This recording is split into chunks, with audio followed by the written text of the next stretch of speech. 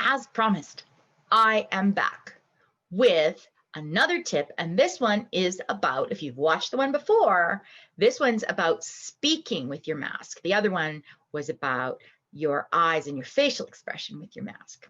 Okay, so between wearing masks, which I hope you're doing, okay, because it's not about you, it's about everybody else. So you've probably noticed that you wearing a mask, and then there's like plexiglass, and then they're wearing a mask, and then it's just, you're like leaning in all the time like you're an old person trying to hear things, right? Or maybe that's just me, but that is a thing that is happening all the time for me.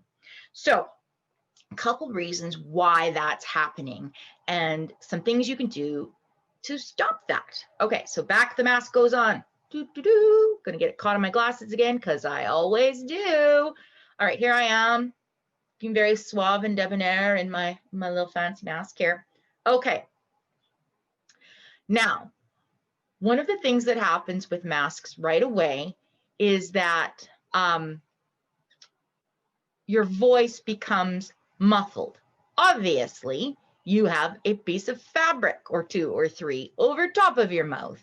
Or if you have a PPE, so those plastic protectors, same effect, right? There's a muffling effect. Plus, and I fog up here, another thing that happens is it seems like your voice is louder than it actually is because it's not going out necessarily, it's actually coming back and staying in this space. So your body, your ears perceive it as louder than it actually is.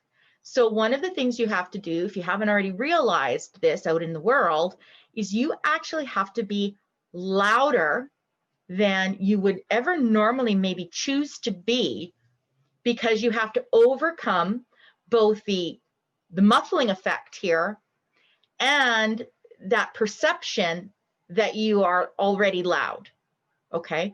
Which is not to say, I'm not saying go out there and start yelling at people, okay? Because that's not going to help your case either.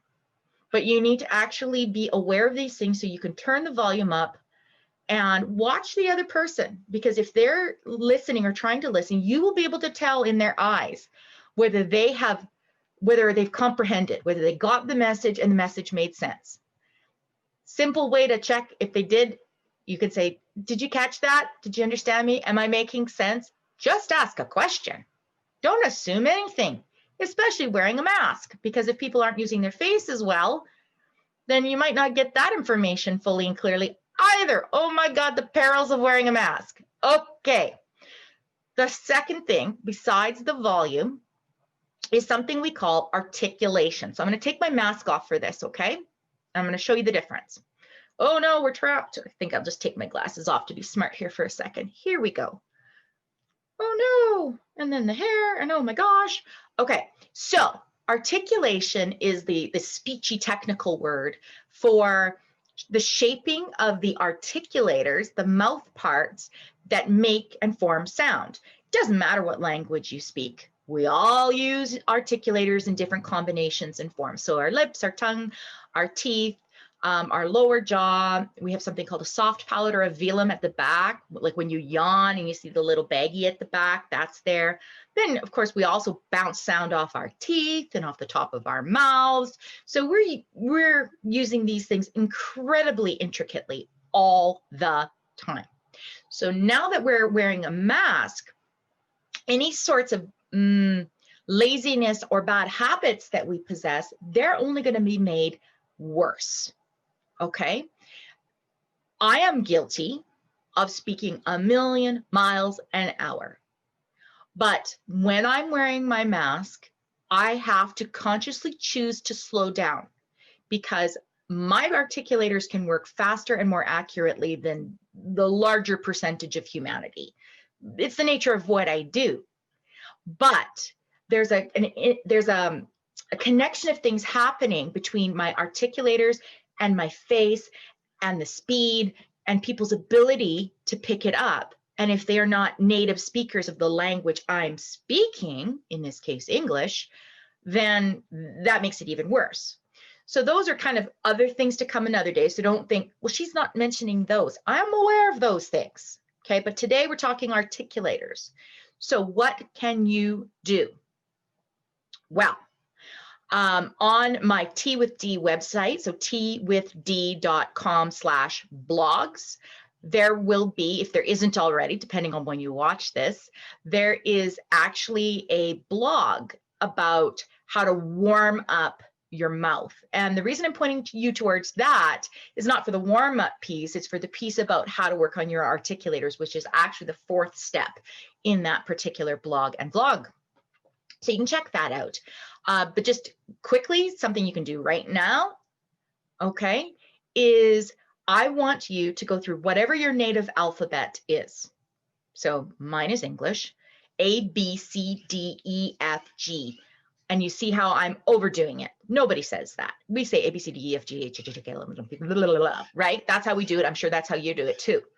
But I want you to take the time to slow down and overshape the words. Because what will end up happening over time is your articulators, which are just a series of muscles and surfaces, right? It's like gymnastics. They're going to become better gymnasts. When you are clearer and more precise here, when Mr. Mask goes back on, doo-doo-doo.